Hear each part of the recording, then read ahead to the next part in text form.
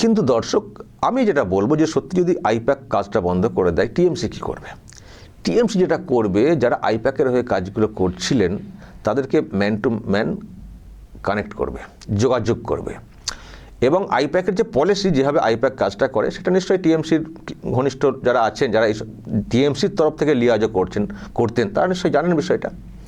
এখন তারা হয়তো এইসব লোকেদেরকে তাদের তরফ থেকে নিয়োগের মাধ্যমে বা মোটা টাকা পয়সার বিনিময়ে, সবটা হয়তো পেরে উঠবেন না ওনারা, কিন্তু হয়তো একটা অংশকে তারা কাজে লাগানোর চেষ্টা করবে, এটা আমার কথা মনে হচ্ছে।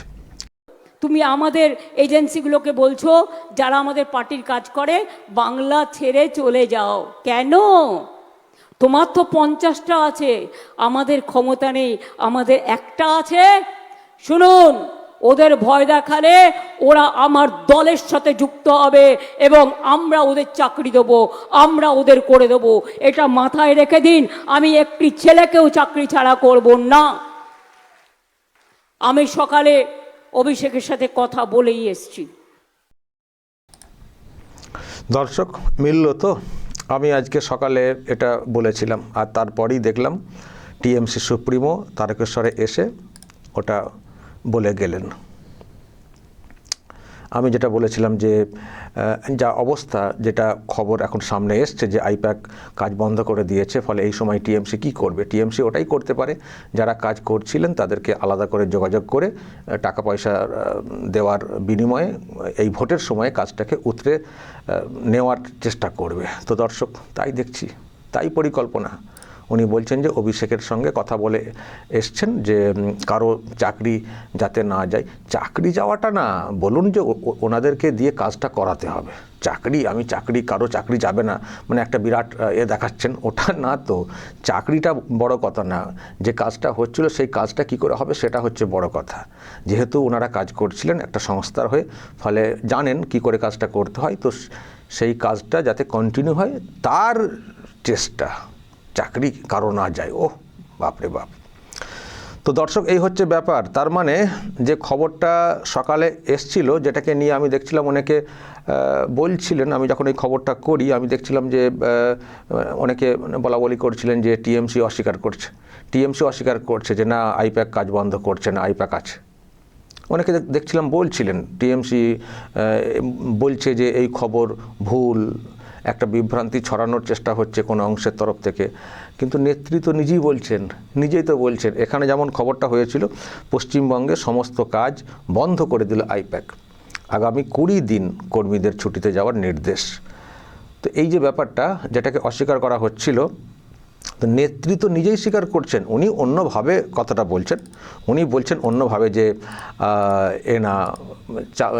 এখান থেকে চলে যেতে বলা হচ্ছে, এইসব যেভাবে ওনারা দোষারোপ করে থাকেন সেটা উনি করছেন। কিন্তু এর মাধ্যমে তো ওটাও তো প্রমাণ হচ্ছে যে খবরটা সামনে এসছে, মানে বন্ধ করে দেওয়া, চলে যাওয়া, তার মানে তো ব্যাপারটা তো আছে, উড়িয়ে দেওয়ার তো ব্যাপারটা না। এই যে তৃণমূল অস্বীকার করছে বলে যে খবরটা এসছিল, তো ইনার বক্তব্যে তো সেটা তো হচ্ছে না। ইনার বক্তব্যে ওটাই পরিষ্কার হচ্ছে যে তার মানে এখান থেকে চলে যাওয়ার কিছু একটা ব্যাপার হয়েছে। আর টিএমসি নাকি অস্বীকার করছে, কিন্তু যে সংস্থা আইপ্যাকের যারা ওই যে সব আছেন, প্রতীক জৈন বা এরা, এই যে এই ব্যক্তি, তাদের তরফ থেকে তো কিছু বলা হচ্ছে না যে না ওই খবরটা ঠিক না, ওই খবরটা ভুল, আমরা তো ছুটি দিইনি, কাজ করতে বলেছি। এদের তরফ থেকে তো কিছু বলা হচ্ছে না। আমি তো এখনও পর্যন্ত আমি কোনো খবর দেখছি না। জানি না আবার অন্য কোনো মানে একটা করে বানিয়ে খবর খাওয়ানো হবে কিনা, খবরে দেখো আইপ্যাক বলছে আমরা আছি, আবার এরকম কিছু খাওয়ানো হবে কিনা। কিন্তু এখনও পর্যন্ত অফিসিয়ালি আমি কোথাও দেখলাম না যে আইপ্যাকের তরফ থেকে বলা হচ্ছে যে না ওই খবরটা ঠিক না, ভুল। ওরা কিন্তু চুপচাপ। টিএমসি না কি বলেছে, কোথায় বলেছে কে জানে, কিন্তু নেতৃত্ব এই সব বলছেন।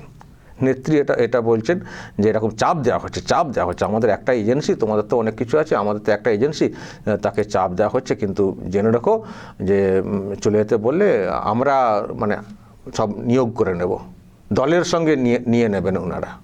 সে নিতে পারেন। তো দর্শক, তার মানে বুঝছেন খবরটার মধ্যে অথেন্টিসিটি আছে, ভুল খবর না, নেত্রীর কথাতে পরিষ্কার। এবং উনি অভিষেকের সঙ্গে কথা বলেছেন, তার মানে মিটিং পর্যন্ত হয়েছে, বেশ হয়েছে, সকাল সকাল অনেক চর্চা হয়েছে, চর্চা হয়েছে। আমি গত রাত থেকেই শুনছিলাম, আসলে পিকের একটা বক্তব্য সামনে এসেছিল, কালকে আমার কানে সেটা এসেছিল পিকের। আজকে দেখছি খবরের আকারে সব এসছে যে মেল টেল সব গেছে কর্মীদের কাছে যে 20 দিন ছুটি, 11 মের পরে ঠিক করব কি হবে না হবে। 11ই মে মানে তো ভোট, তো তার আগে সব শেষ। 11 মের পরে আর টিএমসি এখানে থাকবে নাকি? তো ফলে এটা নিয়ে খুবই চর্চা হচ্ছিল। তো তার মানে ওনারাও যে এটার মধ্যে আছেন এটুকু পরিষ্কার। মিটিং হয়েছে, কি করে কি চলবেন চালাবেন সব আলোচনা হয়ে গেছে। আর আজকে তারকেশ্বরে যে প্রোগ্রামটা হয়েছে দেখলাম অনেকটা দেরিতে প্রোগ্রামটা হয়েছে। ওনার যে ফেসবুক পেজ সেখানে লেখা ছিল 12টা না 11:30 এরকম লেখা ছিল, দেখলাম 1:30টার সময় না, অনেক বেলায় বক্তব্য রাখছেন। তার মানে সকালের দিকটা হয়তো ওই দিকটায় ব্যস্ত ছিলেন। কি হবে রে, হাই কি হবে, হাই কি হবে, আইপ্যাকই তো ভরসা ছিল, এবার কি হবে রে। তো দর্শক, এই হচ্ছে ব্যাপার। তার মানে খবরের সত্যতা আছে। এখন কর্মীদের মানে যারা দলের কর্মী তাদের মনোবল যাতে ভেঙে না যায়, হয়তো সেই জন্যে অস্বীকার করার চেষ্টা হচ্ছিল যে না এরকম কিছু হয়নি। কিন্তু দিদিমণির কথা তো আবার পেটে থাকে না সব সময়, উনি তো বলে ফেলেন না। উনি কথা দেখবেন অনেক সময় উগড়ে দেন, যেমন মিথ্যে কথাও বলেন তেমনি আবার অজান্তেই মানে না বললেও হতো সে কথাও বলে দেন। তো ওনার এই কথার মধ্যে এটুকু পরিষ্কার হয়ে গেছে। আর ওটা যেটা আমি আরামবাগ টিভির তরফে আমি যেটা আন্দাজ করেছিলাম, দর্শক দেখছেন হুবহু মিলছে। তো ওনারা কিন্তু ওটাই করতে চলেছেন। যারা কাজ করছিলেন তাদের ডেটা হয়তো থাকবে, কে কোথায় কাজ করছেন, কিভাবে কাজ করছিলেন, তার তো ব্যাপারটা তো আছেই। আর যিনি বা যারা দলের তরফ থেকে যোগাযোগ রেখে করান আইপ্যাকের সঙ্গে, তাকে দায়িত্ব দিয়ে হয়তো এই কাজটা উতরানোর চেষ্টা হবে। এই হচ্ছে প্রসেস। ডাবল টাকা দেওয়া হতে পারে, বেশি করে অফার দেওয়া হতে পারে। এমনি চাকরি বাকরি নেই, যারা মেধা এখানকার যারা যোগ্য চাকরির জন্য তাদের চাকরি দেওয়ার ব্যাপার নেই। উনি আইপ্যাকের ছেলেদের চাকরি আমি দেবো, কারোর চাকরি আমি যেতে দেবো না, ওদের জন্য দলের কাজের জন্যে। এই তো হচ্ছে একটা দল। একে কি করে ক্ষমতায় রাখবেন দর্শক বলুন তো, কি করে রাখবেন? অবস্থা খারাপ হয়ে যাবে। যতই মানে পয়সা টয়সা দিয়ে যতই ভাবেন যে বাকি কাজটা উতরে দেবো, আমার ধারণা যে আইপ্যাক কেটেই পড়ছে। আরে চাচা আপন প্রাণ বাঁচা হয়ে গেছে।